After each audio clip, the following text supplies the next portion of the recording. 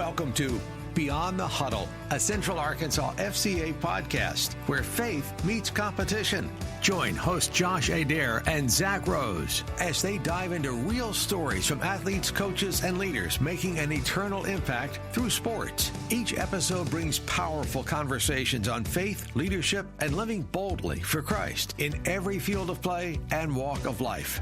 This is Beyond the Huddle. Welcome to the Central Arkansas FCA podcast, Beyond the Huddle, where faith meets competition. We are so glad that you are here with us. I'm so glad I got the nod of approval from Zach Rose, our co-host, because oftentimes I get that introduction way wrong. And whatever comes out is what comes out, and this is not edited, and you get to hear what all we say. So thanks so much for being here. We're so excited about our guest that we have today, long way from Cabot, Arkansas. And introduce him here in a minute. But, Zach, you have anything you need to say or you would like to say to get us going? Well, usually this is about the time when I make a little quick, witty thing, but I'm proud of you. You're improving every week. Wow. So it's been good to see your maturation of learning how to say the intro. Well, you're doing good. I'm going off of memory. You have the whole thing printed out and you read it verbatim. I do not. Wow. You're hiding behind the screen over there. I got questions over here. You're over here drawing pictures, so whatever it takes, dude. I got it down in my memory. Whatever you got to do to engage the brain. That's how we operate. So, no, we're super excited to hop into a coach's story of faith and family and ministry, partnering with FCA to see how it's changed his culture and changed his team, changed perspective. All those things. So we also have another partner in crime here with us, Josh Hines, for our second episode in a row.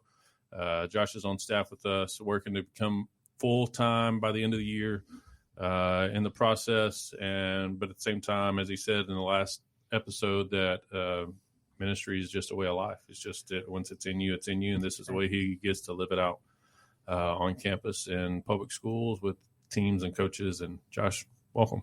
Hey, man, thanks. I'm glad to be back here back to back. Didn't have to make 2 trips for this. It was great. Yeah. I was going to say, it looks like you were on a different episode. I changed my hat. Yeah, you changed your hat, but you wore the same exact outfit.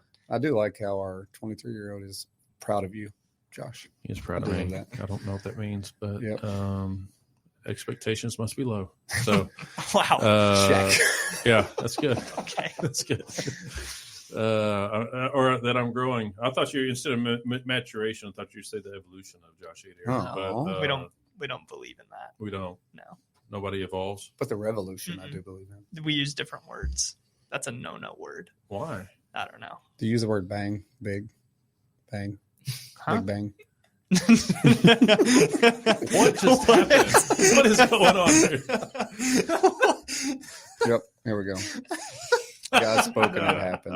That's what happened. Oh man! How do we recover? I don't even know. Dude, he is blushing through the radio. He is. He's turning. I don't know where his mind went, but then he's trying to cover up and. Don't pin this on me. Reaching the best. We've seen that happen at Coldplay concerts too. So, my gosh. Yeah.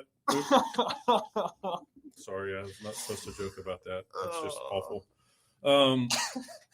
So our guest today is Ronnie Goodwin. Ronnie is a head baseball coach at Cabot High School, and he's been open door for us to come in with ministry through character coaching, to be in the dugout, to be during practice, just show up. He's like, hey, guys, good to see you. Welcome. Glad you're here. But Ronnie, thanks for being here today. I'm glad that we can see what on your shirt, what Bo Jackson looks like on Tecmo Bowl. Absolutely.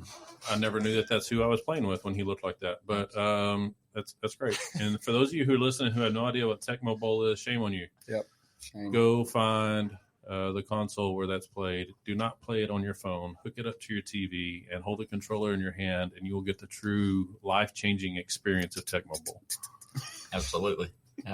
Yeah. If they don't know who Bo Jackson and Tecmo Bowl is, that tells us their age range. Yeah, it tells us where it's not. Yeah, that's right. Or they've already tried to forget it, and I don't know why you would try to forget stuff like that. No. Those are great memories of my life, sitting there and playing with my cousin playing Tecmo Bowl. One of the greatest games ever invented. Yeah, that's right. Yeah, it's so good. Yeah. So good. So, Ronnie, tell us a little bit about yourself, about your family, how long you've been married, How long you been coaching, and how you got to become a coach? Oh, man. Well, married to my wife, Beth. We were married in 2017, so we just had anniversary 8th this summer. Have a 3-year-old son. Yeah. Thank you. That's awesome. Hayes Michael just turned 3 this past Saturday. So he's kind of the center of the household as far as what gets the attention while we're around. Yeah. Obviously, we like to center our household around Faith, but sometimes the 3-year-old can distract you from some of those things sometimes. Right. But no, beautiful family. They are the center of my life. I've evolved. I don't know if I'm supposed to use that word or not, but I got into coaching. Is that too Darwinian for you? I was just making a joke. Okay. We can use sorry. whatever. Okay. We can apparently use whatever. I've word we matured. want to. I've matured, as I hope we all have. But I originally got into coaching. I was fresh out of professional baseball, very, very short minor league baseball career. One thing I think I've always kind of sort of had was a little bit of self-awareness. And when I was in professional baseball, it didn't take me long to see other players and go, I'm not like them. Mm-hmm. And so I got out knowing that I wasn't going to play in the big leagues. And as much as I loved playing, I knew. And so I just said, I need to start something. And I originally had plans of going to physical therapy school. So I finished my first year of professional baseball, then went back to college, finished my last 9 hours. That fall, that was the fall of 2001 to date myself a little bit there. And then went back to spring training in 2002 and realized that it's time to do something different. And so I guess I can say I retired by the age of 22, but obviously didn't make enough money because here I am still working. But the idea of going to physical therapy school and being in a building all day, sitting inside, it just didn't sit right with me. Yeah. And so I just kind of, because my passion has always been baseball. My parents tell stories of me being 2.5 years old and sneaking out of the house in the middle of the night, hitting wiffle balls out in the yard. It's been one of those things that I've been crazy about since my dad put a ball in my hand. And so I'm just glad to know a 2.5-year-old, you knew how to do that outside, not in the house. I was going to say, yeah. Perhaps. Well, I did some things in the house too. There's stories of me apparently throwing balls at my baby sister who was, 3 or 6 months old, hitting her in the head and crying because she couldn't catch yet. But that's for another day. But she might be able to catch it 6 months. Yeah, it's crazy. And so, so I just decided, I'm gonna try to get into this coaching thing. And I thought I wanted to be in college baseball because I'd just finished playing college baseball, and the idea of the College World Series in Omaha is something that every kid that plays college baseball dreams about. And I thought, well, maybe I can get there as a coach one day. And so started looking for coaching opportunities. And oddly enough, there was a coaching change at the University of Arkansas. Coach DeBryan, who had recruited me a little bit, and his assistant coach, Doug Clark, who was the hitting coach, who had recruited me a little bit. Coach DeBryan retired. Obviously, they hired Dave, who's DVH has done an incredible job there, as we know. But Coach Clark ended up getting the head baseball coach job at UCA and needed an assistant. And I was basically the only guy he could afford based on the salaries of Division II, is what I tell people. And I didn't know what I was doing. To this day, he's like my second father. The Clark family, his 2 boys are like my brothers. He had a son, Cody, who actually played in the big leagues. His other son, Zach, was a quarterback at the University of Arkansas and at UCA, and now the head football coach at Searcy. And so he just took a chance on a guy that was 22 years old. And, I'm coaching 18 to 21-year-olds at 22 years old and really not knowing what I'm doing. But Coach Clark gave me as many opportunities to learn and grow and go to coaching clinics. And he passed on wisdom and got me connected with so many people that he had coached with or whatnot. And just, he gave me so many resources and just helped me develop, not just as a coach, but as a person. And so I really and truly owe everything as far as my coaching career to that man. Because like I said, I mean, it was probably by default, and I was probably the only guy that he could afford based on the salaries that UCA was paying at the time. But that relationship is still there, and you know, we still talk pretty much on a daily basis. And so I spent 8 years at UCA as an assistant coach, pitching coach, a recruiting coordinator, and then I decided to get into high school baseball. So I guess I just finished year 12 at Cabot. I'm going on 13. I had 1 year at Little Rock Central where that was my first head coaching job. And so 21 years I've been in coaching. It's incredible. It's just interesting because, you know, I probably got into it for the wrong reasons, meaning wanted to make a lot of money, wanted to, you know, get to the College World Series. And now that I'm in the position I'm in, and the older I get, you start to realize that's not why you should be doing this, or I've realized that's not why I need to be doing this. And so my whole stance on that has changed, and none of this is about me anymore. It's how can I help people? And, you know, I can help a kid, you know, become a better baseball player in this capacity or that capacity, but how long does that really last? But we can pour into them and help them develop as men and show them and set an example for them with how I interact with my kid or my wife or them or my assistant coaches or anyone in Cabot. Yeah. And that's something that can last their lifetime.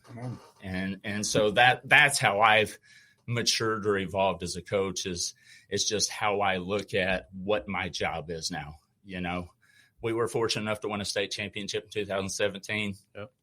I've never worn that ring. My assistant coach gives me grief over it. I won 2 or 3 of them as a player.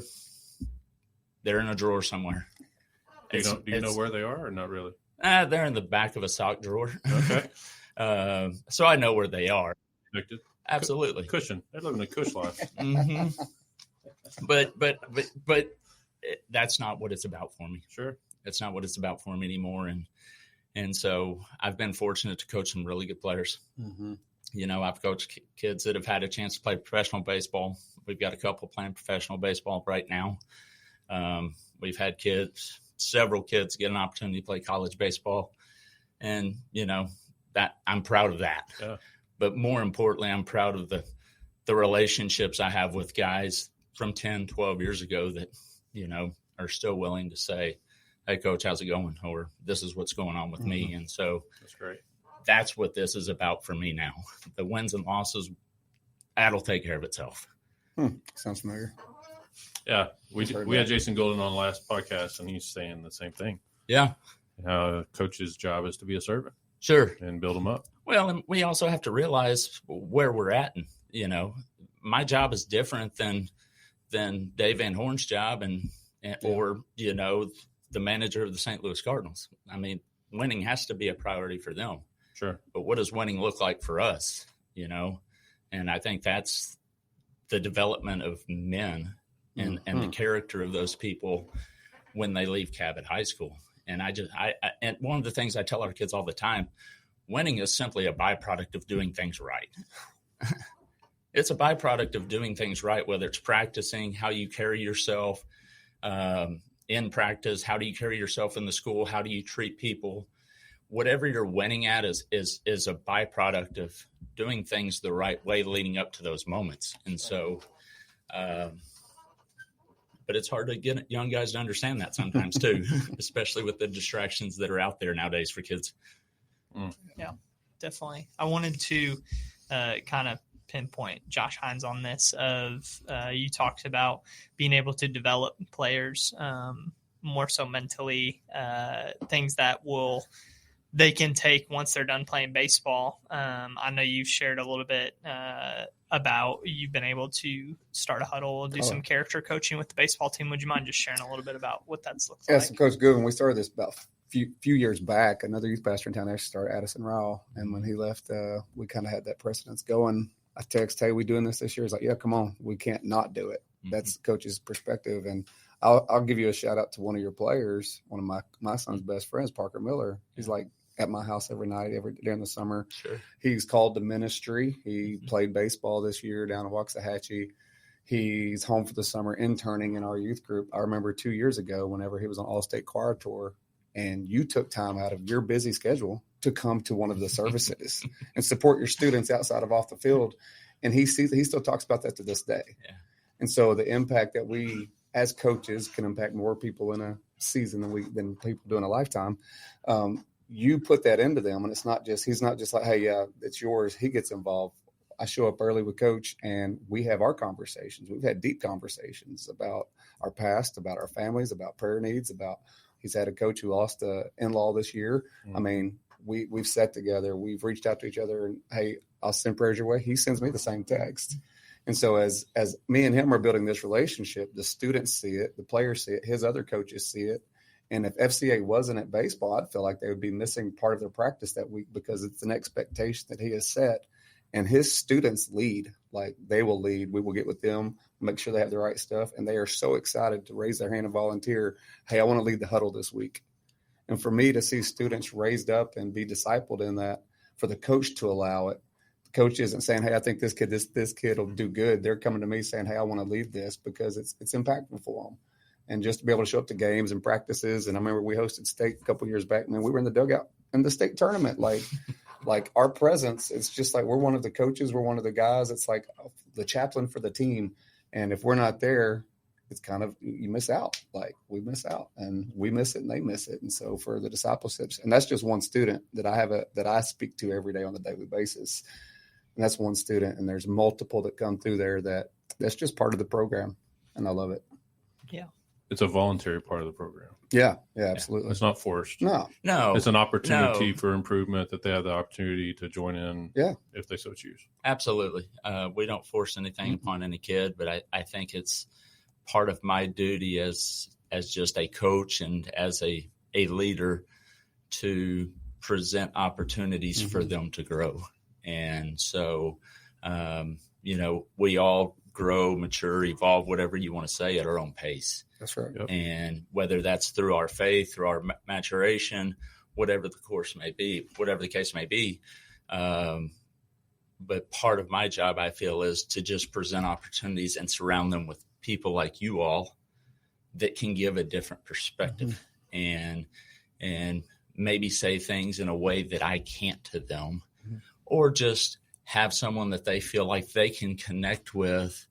And I tell our players this all the time.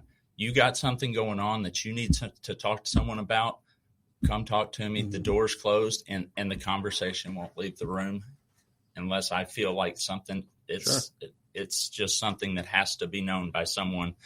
But these kids go through things, as we all do. Yeah. And so, I just want to try to present as many opportunities for them to continue to grow, whether it's in their faith or as just people in general. And so, but if one of them can connect with one of you guys or feel comfortable enough to have a conversation that they don't have with me, that's fine, because the role of a head coach is a lot different than an assistant coach. We got players that'll tell assistants things that they won't tell me, and that's okay. And I tell our assistants, hey, make sure you understand what you need to keep with you and what you need to share with me. Right. And so I've got two great assistants. I mean, we do the same thing too. If we learn something that you need to know, we're by all means we're going to 100%. And so, but it's just we owe it to these kids to give them as many opportunities to grow as we possibly can, is the way I see that. But I'm never going to be someone that forces anything upon a kid. Yeah. Because at the end of the day, they've got to be willing. They've got to be open to the ideas, whether that's something in baseball with me coaching them, if they're not open to change because they've had success up until this point, like most of them have, because they've been the best player until they get to high school on their team, well, why do I want to change? Well, it doesn't matter what I know. I've had success. Why is he messing with me? Well, it's kind of the same thing in their faith. If they're not open to growing, how is me trying to force something upon them going to help them? It's not. Yeah, and so in my younger days, I definitely would have tried to force feed some guys some coaching and things like that. As I've gotten older, I've kind of stepped back and go, you know what?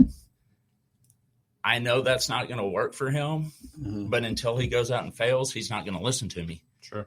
And so, but that's tough as a coach because obviously you want to win. You want the kid to be successful. You want your teams to be successful. But if guys aren't open, they're just not open yet. And it takes guys different things in life, whether it's with their spiritual journey, their faith, their development as a person, their development as a player. They all have to have something different happen in order for them to continue to or start to open up to new ideas.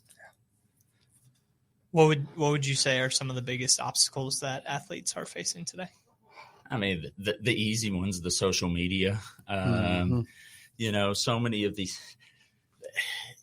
And I know this has gone on even before I was, in this world, but it just seems like more and more kids are so concerned with what everyone else thinks about them, whether it's as a player, as a person, whatever the case may be.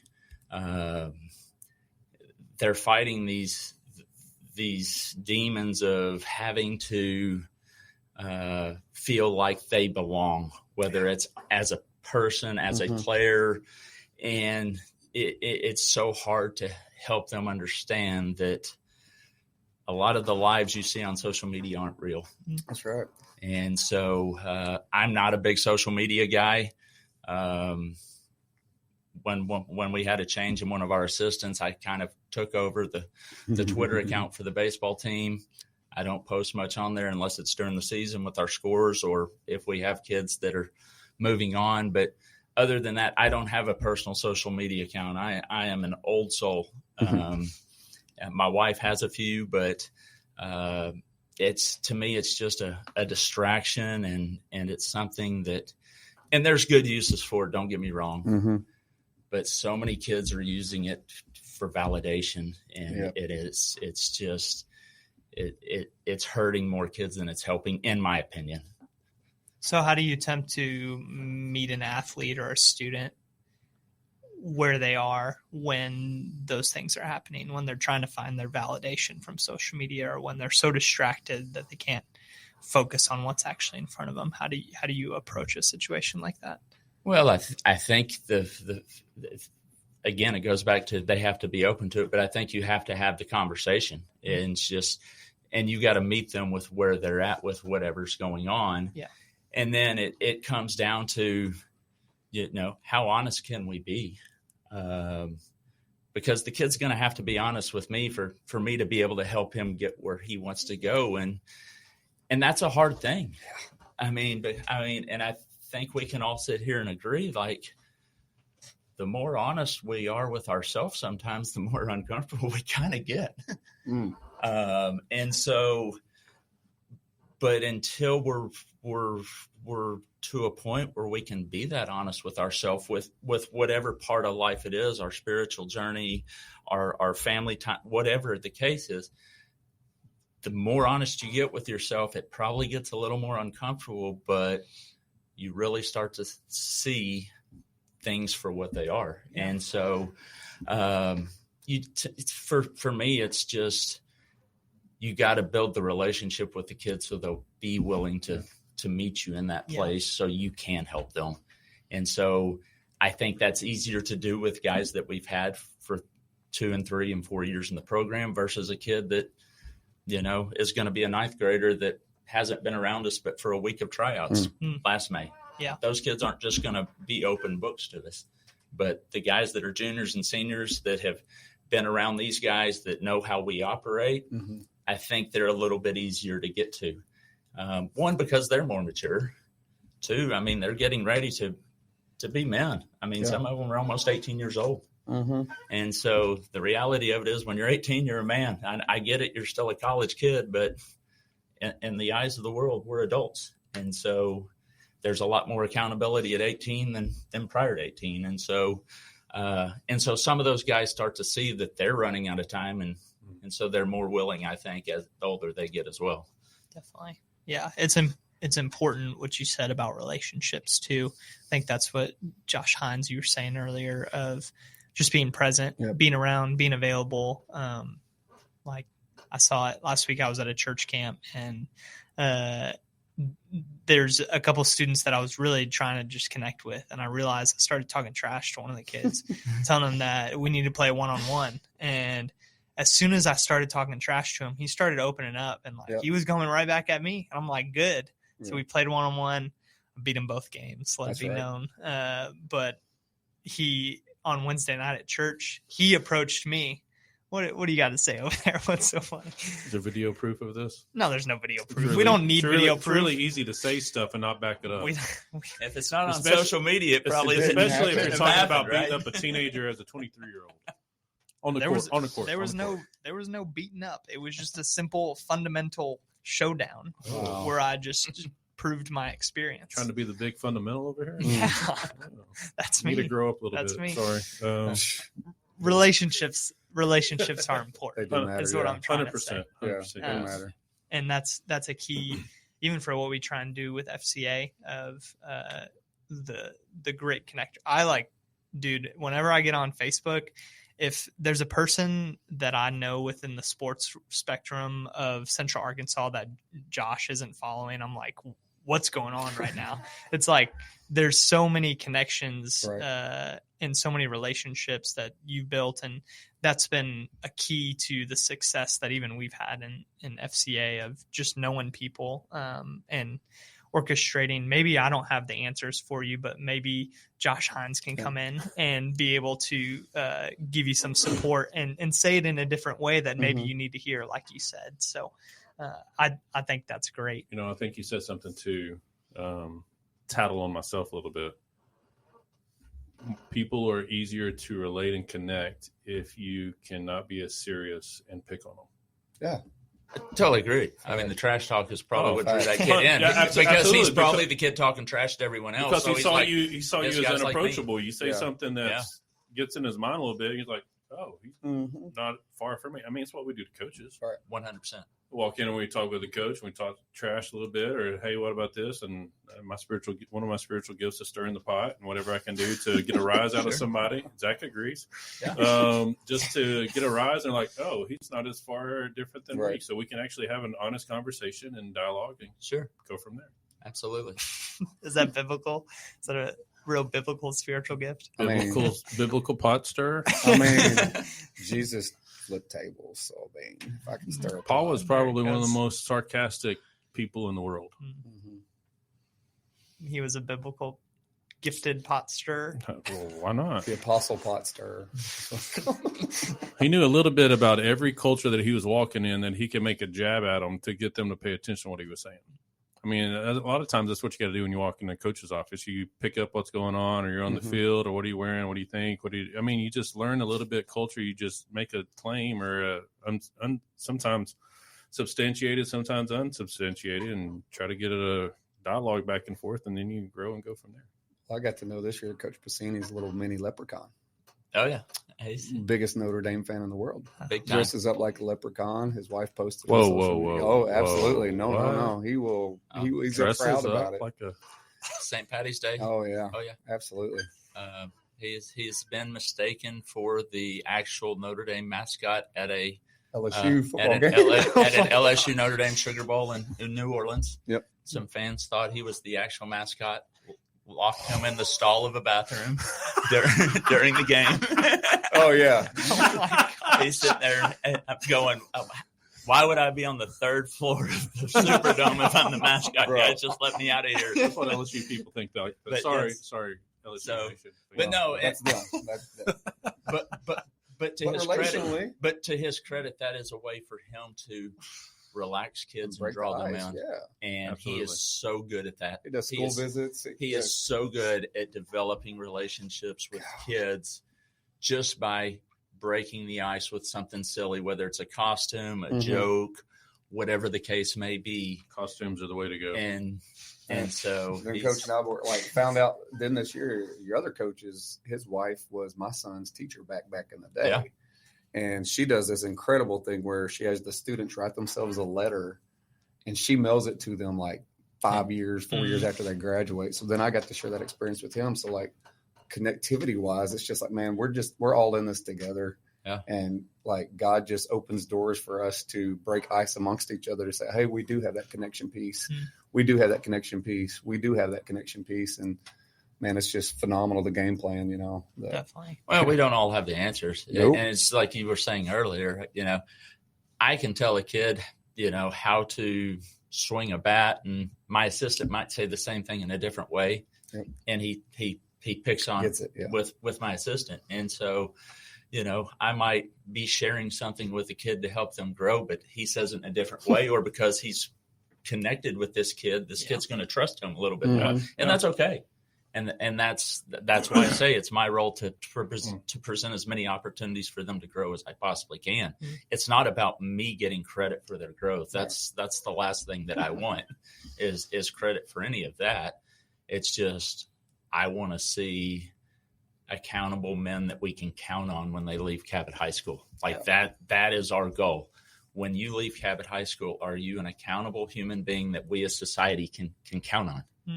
And if you are, we probably won some baseball games while you were here. Yeah. You got to have 100% accurate. It's a byproduct. That's right. Because if they grow into that, the byproduct of that was probably winning some games because they went about practice in their school and their education the right way and how they treated people and things like that. And so that's one of the first things I tell them every year is the goal is not state championships. The goal is you leave here as a productive, accountable person that we as society can count on. That's it.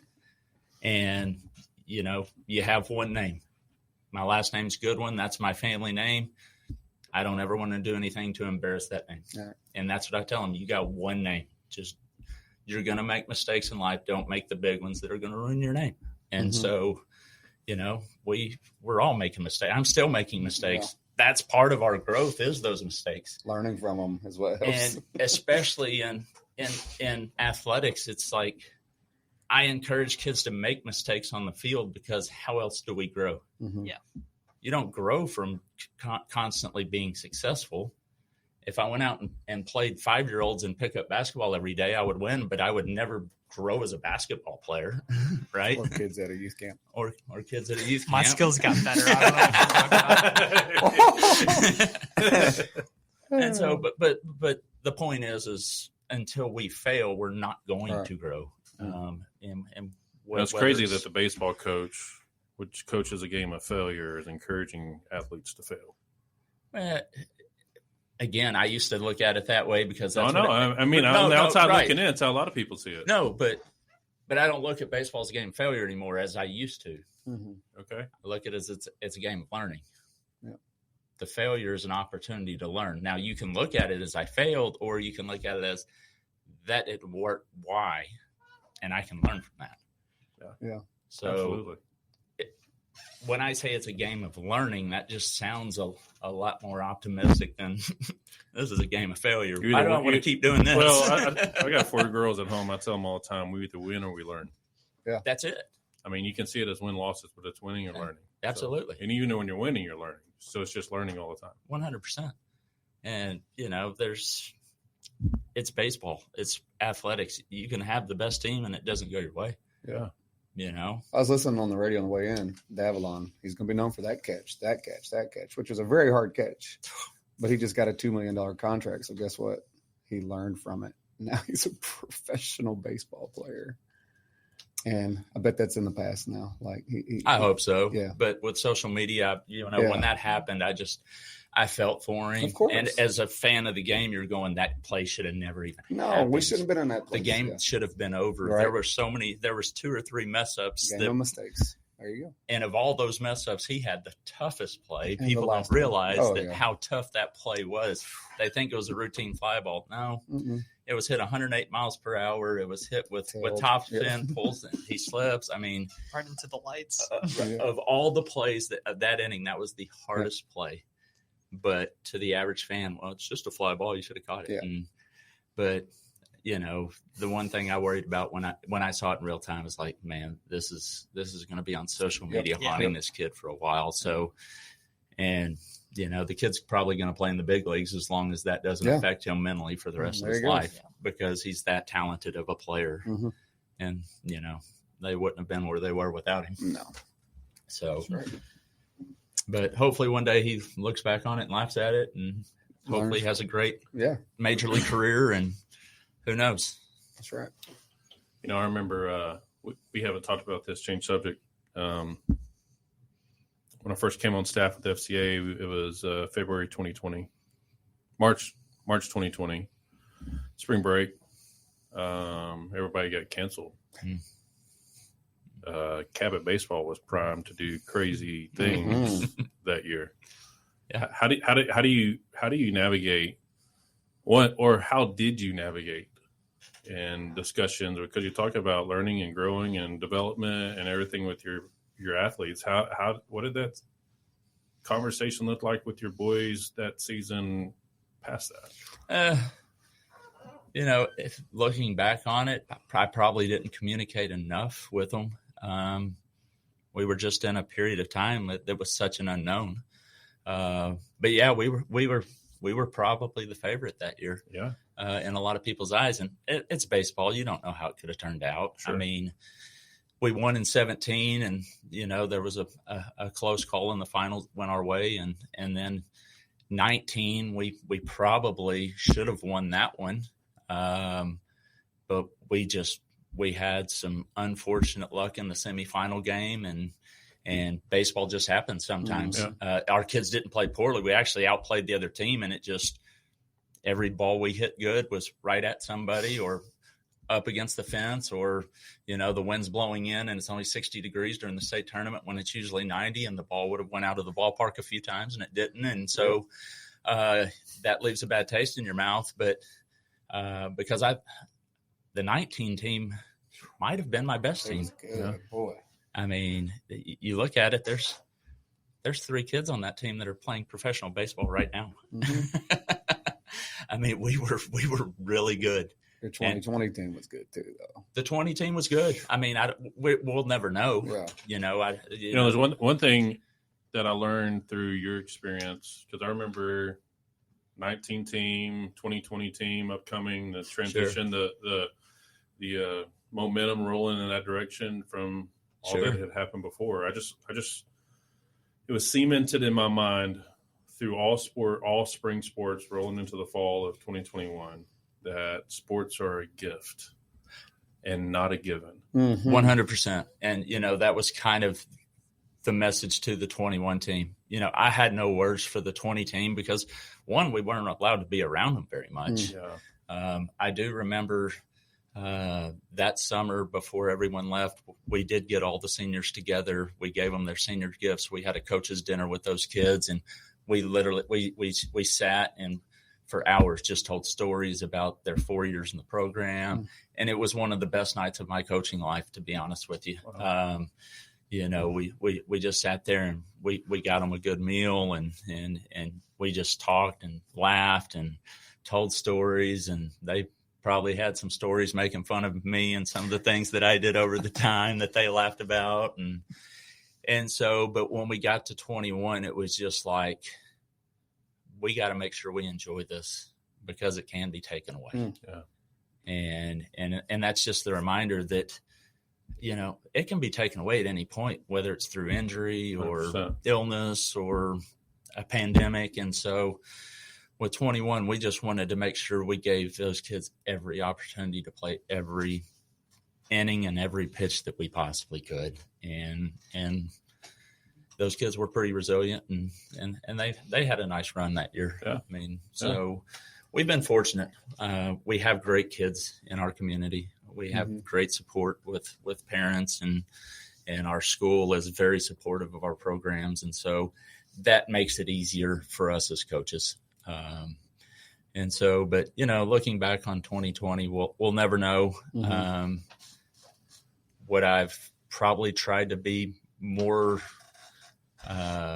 in the loop with them, knowing how things operated then. Yeah, probably could have, but it was so hard to know what we could and couldn't do. And, I remember, the baseball field during that time was still grass. And I remember just going out there and I was disgusted. It was like the grass is almost knee deep. And I was the guy that typically took care of it, me and my assistants. And, we kind of took pride in it. And 100%. It was just like, well, what is going on? Like, this place is unrecognizable. And so, but, we texted, we had the group me, but we were so limited and so much unknown that was a hard time. You just didn't know. You just didn't have an answer. And it was just like, I don't know what to tell you because I don't have an answer. Right. And so, yeah. One of my favorite times this season, my favorite memories from this season with you in front of the players. I threw you on the spot and asked, we were in off season a couple weeks before season started. I said, Coach, and I'm looking for a real answer. Like, if I ask a question, a real answer, I'm like, what are your expectations for this group of young men? You said, they can win every game we play. We should go undefeated this year. And in their eyes, they were like, oh, shoot, Coach believes in us. And you did it. You didn't just say it to say it. You're like, and here's why. We've put in the work. We've done this. We've done that. We've done this, blah, blah, blah, all these things. But you said, I don't know if you remember this, you said it depends on what passion they show up with at each game. I was like, okay. So that takes heart. But the expectation that we live, I tell my students, I'm also in youth ministry, I tell my students, you better show up to church with the expectation that God's going to do something every night. And if you come and leave as you were, then you're just coming to church and you're not having a relationship with God. And so I believe if we come with expectation to the throne of God, that we're going to receive something. And when you set that expectation for your students, for your athletes, man, we said a prayer that day. Y'all did what? Like, y'all's like, and then y'all went and y'all played, y'all beat up on, I'm not going to say another team, but they were the Panthers. And they're blue and they're north of us, but it's fine. But like, it was one of those things where they fed into what you said. Sure. And for that level of expectation, I believe it carried.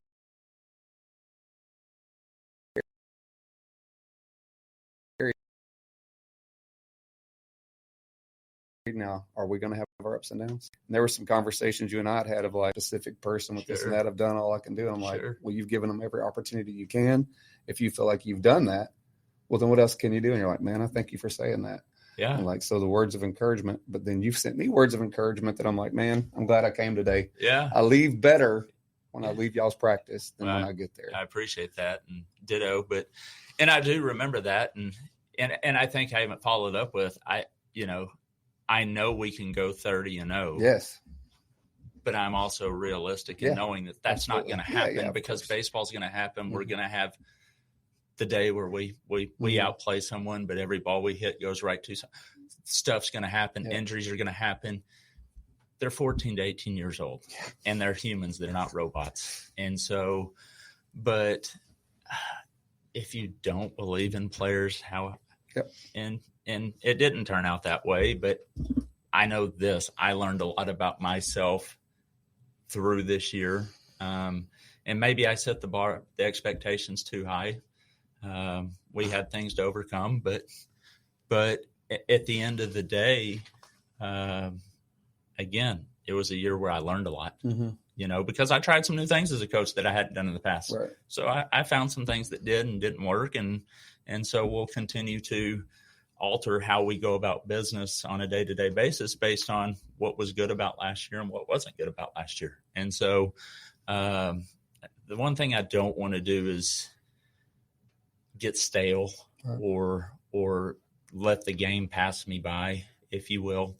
And it's one of those things where there's so much information out there. And I think that's what's hurting a lot of kids is they don't know how to decipher the good information because they got a lot more information to help them develop as players than we ever did with YouTube and Twitter and all these. There are some great coaches out there putting good information on social media.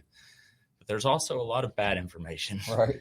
And some of them are so young they don't know which ones to trust and not trust, and so they get really clouded, and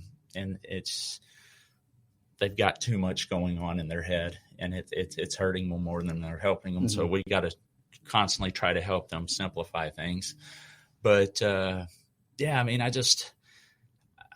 every year we feel like we've got a chance to win the conference. Yeah. I mean, if the kids don't think that, then why are they going to show up and play hard for you? Right. Oh, and so I think in anything these days, kids just they're good enough. Yeah. Whether that's as people or players or I don't think kids are getting enough reassurance sometimes. And so because there's just so much out there that can cloud their judgment and beat them up, and so it's I think it's important that we keep it simple for them sometimes. Yeah. But yeah, I mean, we've got to definitely do everything we can to get the best version of them out. And the best version of some teams might be a 500 season. Right. Oh, yeah. That might be the best version of a team, and that's okay, But at the end of the day, are we helping you become the best person and player you can be? Mm-hmm. And if the best person and player you can be is we're a 15-15 baseball team, that's success. Mm-hmm. Yeah. It's we got to make sure we can identify and have a clear understanding of what success looks like, because everyone wants to win the state championship every year. Only one team can do it, and it's typically not even the best team. That's right. Especially in single elimination baseball. I mean, we're behind the times a little bit there. I mean, single elimination baseball, only all high schools. But heard that. I mean, but one bad pitch, one bad inning can take a state championship away from you. You know what I'm saying? And so we're not playing a game like basketball or football where 95% of the time the best team's going to win. Mm-hmm. The most gifted baseball, that's not how it's going to work. And who gets hot at the right time, and and so, but making sure we understand what success looks like, I think, is important. Love it. FCA ministry on campus, a little bit of spin. We got about 6 minutes left here. Sure. Ministry on campuses look different. There's like the multi-sport model of everybody showing up all at the same time, like we have Freshman Academy. Yep. There's anywhere between, which it's a new group of freshmen year after year, is anywhere between 170 to 210 show up every Wednesday, same time for an hour. Then there's a team-based model like we do with the baseball team. Character coaching and developing their character with biblical qualities and characteristics that they have the choice to apply to their lives. So how has character coaching, whether it's Josh or Ricky or Addison or whoever's coming, or one of your athletes speaking to the team, how have you seen that transform or change the culture on your team? And culture is such a big thing. I mean, I think that's as important as ability in a lot of cases. I mean, obviously you have to have talent to win games, but what I see with what's going on through our team model is you're starting to see guys not just grow, but they start to come out of their shell. They start to become a little more bold, if you will. The kids that are timid or kind of scared, what are they going to think about me? I think by being in the team model, they trust those guys because they spend so much time with them that they're a little more relaxed. And so therefore they're willing to step out and do more. Not that the other models are bad. I mean, we've got to take what we can get. Yeah. But I think just from our team standpoint, the things that our guys are willing to come out and share and do happen because they're more comfortable with that locker room. I don't know that they would necessarily do those things in front of a group as large as the Freshman Academy. Yeah. You know what I'm saying? Yeah. And so, but I think it's one of those things that that boldness, you start to see that, oh, okay, this is a sign of maturity. Like, this guy's starting to step up. Yeah. He's starting to let his guard down and worry about what these people are thinking, which is going to be huge for his development as a person. And so, and I think that's what's great about what we do, because we don't force them to do any of it. Right. It's always on a volunteer basis. You know, I tell those kids all the time, hey, if this is going to offend you, go hit in the batting cages while Josh runs FCA today, or whoever's running FCA today. And then at the end of it, it's, does anyone want to lead next week? Yeah. If we don't have any hands, then Josh will do it again next week. Yeah. We're never going to force you to do anything. And I think that freedom allows them to relax and just go, yeah, I can do this. Mm-hmm. And eventually they start to step up. And then when this guy sees this guy do it, well, if he can do that, I can do that. Yeah. And I think it's just kind of a domino effect. So from a coach's perspective, 7A baseball team, state of Arkansas, busy schedule, busy plan of everything else. What would you say to another coach as to why they should consider character coaching from FCA inside their program? Because we owe it to the kids for their opportunity to grow as people. You know, again, my job's different than the Yankees manager. My job's to help younger people understand who they are and continue to grow as people. It's not just about wins and losses.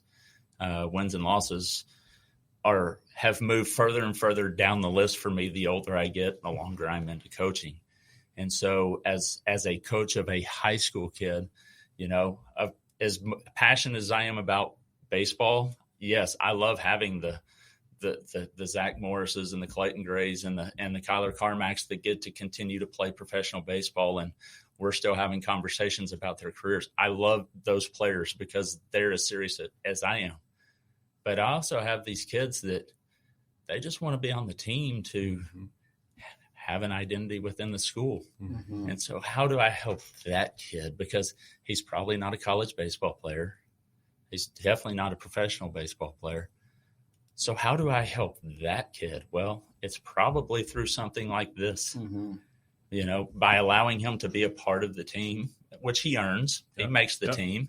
But how do we help those kids? It's easy to help the kid that goes home and practices after we practice for 2 hours and he wants to go play college baseball or professional. But those kids are easy to help as a coach as far as their career. But still, even those kids, like, they're going to face some obstacles. Zach Morris has faced a lot of obstacles. I mean, through his career at Arkansas, transferring to TCU, not getting drafted, turning down draft opportunities up until his college career finished, going to independent baseball in New Jersey, going to independent baseball. Now the Rockies have signed him, and we're still having weekly conversations about his development. Well, it's not just about baseball. It's who are you as a person, because that's going to have an effect on what your career path looks like moving forward. Absolutely. And so, but I've got to be able to help the weakest player on our roster grow as a person. And I think this is one of those tools that we help them. Awesome. Hey, everybody, thanks so much for joining us on the podcast today. Thanks, Coach Goodwin, for being here, sharing your heart, belief in FCA and what it does for your team.